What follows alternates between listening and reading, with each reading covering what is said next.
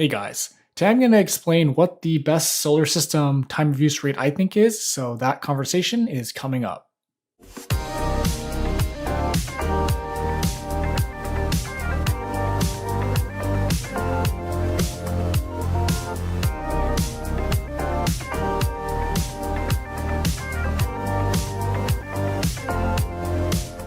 So when you're looking into a solar system, one of the things you obviously want to look at is your time of use rate for your utility company, because that's going to play a part in how much you can save. And so this is basically if you have one-to-one net metering on your, through your utility company. So as you can see, I have PG&E as my utility company here in the Bay Area, and so these are the rates tiered. Obviously, is just if you don't have solar, so I'm not going to look at that. And time of use C and D, I think, are the two big ones. They do have an EV rate as well, but from most people I talk to, the EV rate, even if you have EVs, isn't really all that good. So one of these two, C or D, are going to be better. So I actually just PG&E on their website has a little comparison you can do. So I'm going to put that up on the screen now. As you can see, the EV rate is actually the worst rate out of the three, and so I think for most people, C is going to be the best rate. One of the reasons why I wanted to make this video is because a lot of people think D is, and the reasoning behind that is because of the way the time of use rates are set up when you just look at it from a top level and don't really dig into it. So what I mean by that is time of use D is going to be peak rates from 5 to 8, and that's only on weekdays. So weekends is all off peak at 31 cents. And then time of use C is going to be peak rates every day from 4 to 9 p.m. So why people think that is, if you just look at it on the surface, is you're going to think, oh, hey, for D, peak rates is only 3 hours a day and only Monday through Friday. And on the weekends, it's cheaper. It's going to be 31 cents all weekend. So that should be the cheapest one, right?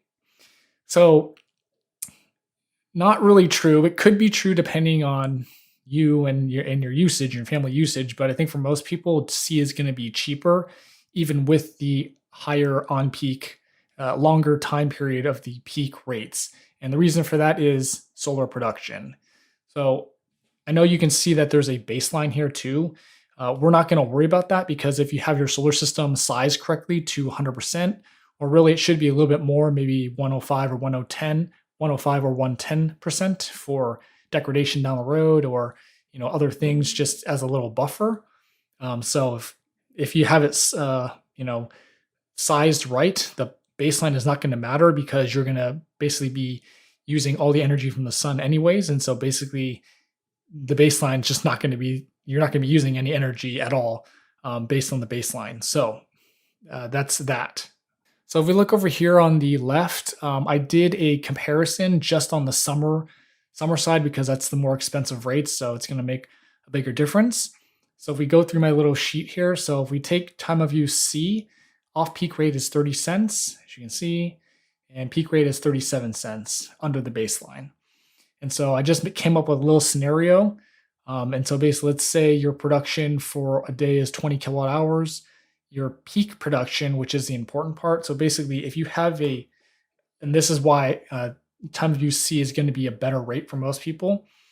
So if you have a longer time of use rate, so since this is from 4 to 9, especially during the summer, you're going to be producing peak credits for longer because the sun is out until 8 p.m. During the summertime. So that's more time that you can generate more money basically from your system. So let's say we produce 2 kilowatt hours between 4 and 6 p.m. is just the example I used. And then the big bonus is on the weekends. So if you have a peak on peak rate every day, like with C, you're also producing peak rate credits on the weekend. Whereas with D, those weekend credits would be off peak. So you're making more money. So let's just say we do 4 kilowatt hours here. So that's the price for Saturday and Sunday. And then of course we're going to have our usage. So I just made up some numbers. So 5 kilowatt hours off peak during one day, use 4 kilowatt hours during the peak. And then during the weekend, since this is the part that's going to make the difference, let's say we use 4 kilowatt hours for the weekend usage. So if we add all that up, so here's all the credits, here's all your usage. So let's say at the end of the day, end of the week, whatever, you're going to be getting a credit of $3.76. Now, if we do the same exact numbers for D, we're going to have 21. So basically, it's going to be 22 total kilowatt hours you used in one day. And so 2 kilowatt hours peak here and for C. But for D, since you only have a 5-day window, you're only going to be generating 1 kilowatt hour in peak energy and 21 in off peak. So as you can see, 1 kilowatt hour from 5 to 6 instead of 2 kilowatt hours from 4 to 6. And then we'll say the same 4 kilowatt hours you use during the weekend is now going to be off peak because the D is going to be off peak all weekend. So that means you're generating less credits. So $1.24 as opposed to $1.48. And then usage is the same. So 5 kilowatt hours off peak, 4 kilowatt hours peak, and then 4 kilowatt hours off peak on the weekend. Again, because D is weekend all off peak. Or it should be here. So if we add all that up, with this very small sample, it's the same thing, 376. So 815 in credits. You see the numbers are different, but the end credit is the same when you have a super low production like this. So 815 credits, 439 in usage, comes out to be that same 376 credits.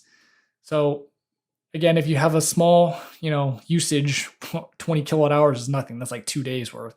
But once you start pumping up these numbers, then you'll start to notice that the time of use C is going to be a better rate. So let's do that. So if we were to pretend that we produced 10 kilowatt hours and we used 6 kilowatt hours during the weekend, you'll see it's 524 credit you get. Now, if we do the exact same thing for the time of use D, 10 kilowatt hours and 6 kilowatt hours. So now you can see the difference where basically for C, you're getting a $5.24 credit. And then for D, you're getting a $5 credit. So over time, obviously that's going to get bigger. And again, if we go back to the PG&E little calculation, you can see that for at least what I put in, the C, which I think I put in $100 or $120 a month as my utility energy usage. And you can see that the C rate is a better rate where I'm saving a little bit more money. So that's the explanation on how that should work. Again, I think most people C is going to be a better time of use rate if you have a solar system, even including if you have an EV or a couple EVs. So like we have a Model 3 right now, and we have a Model Y on order as well. So we're going to be having 2 EVs, a full EV household pretty soon here. So I do think C is going to be the better rate for us. One thing you do want to watch out for though is if you do time of use C, what you want to do is try and conserve energy during this peak period. So that way you can generate more credits. And so especially in the summer when it's hot, the way you want to do this is things that use a lot of energy So say your car, if you have an EV, or your laundry machine, your dryer. What you want to do is obviously do that stuff during off-peak hours. But what you also want to do, especially with the AC, is you want to precondition your house before 4 p.m. when the peak rates start going. So what you do is maybe like 1 o'clock or 2 o'clock, pump the AC, because that's going to be off-peak usage, and you're going to be generating at the same time. So it's basically going to be a wash. But by preconditioning your house, that way once 4 p.m. comes around, you can turn it off, and basically you won't be using very much peak energy, which means you're going to be generating credits, saving yourself money, and then not using very much energy because your house is already cooled because you preconditioned your house earlier. So that's kind of the strategy you want to use for C. And if you do that, then you should be able to save a bunch of money. And it's going to be a better time of use rate than D if you do it that way. So if you can do things like that, C is a better rate for you. So just wanted to explain I think that's how it works. It should work anyway. And, hopefully this helped. Maybe it'll help you, decide if C or D is better for you. So if you have any questions, let me know in the comments. Don't forget to like, share, and subscribe. And thanks for watching.